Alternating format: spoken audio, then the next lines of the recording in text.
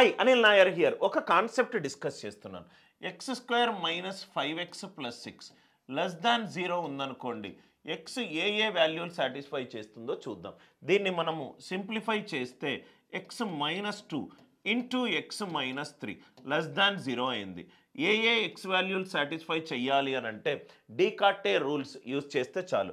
X minus 2 equivalent to 0 పెట్టుకుంటే X equivalent to 2, X minus 3 equivalent to 0 పెట్టుకుంటే 3. దీన్ని less than 2 ఒక region ఉన్నది, 2 to 3 ఒక రీజియన్ ఉన్నది, గ్రేటర్ దాన్ 3 ఒక రీజియన్ ఉన్నది. నేను లెస్ దాన్ 2 0 అనుకుంటున్నాను. 0 minus 2 0 minus 3 6 is 6 less than 0, 6 is greater than 0. అంటే ఇది క్రాస్ మార్క్. ఇది క్రాస్ అవుతే ఇది టిక్, ఇది టిక్ అవుతే నెక్స్ట్ క్రాస్. కాబట్టి టిక్ ఎక్కడెక్కడ ఉంది? 2కి less than 2 less than x less than 3. Less than గనక ఇన్ఈక్వాలిటీ గనక వచ్చి డిగ్రీ గనక 2 ఉంటే ఈక్వేషన్ ఏమవుతుంది? రైట్ ఎక్స్ ఆల్ఫా బీటా మధ్యలో ఉంటుంది. అదే మాడ్ ఎక్స్ లెస్ దాన్ 5 అన్నాను అనుకోండి, లెస్ దాన్ మర్చిపోండి, అదే ఈక్వలెంట్ టు 5 ఉంటే 0 నుంచి 5 యూనిట్లు ఫార్వర్డ్, 5 యూనిట్లు బ్యాక్వర్డ్. ఇది +5, ఇది -5.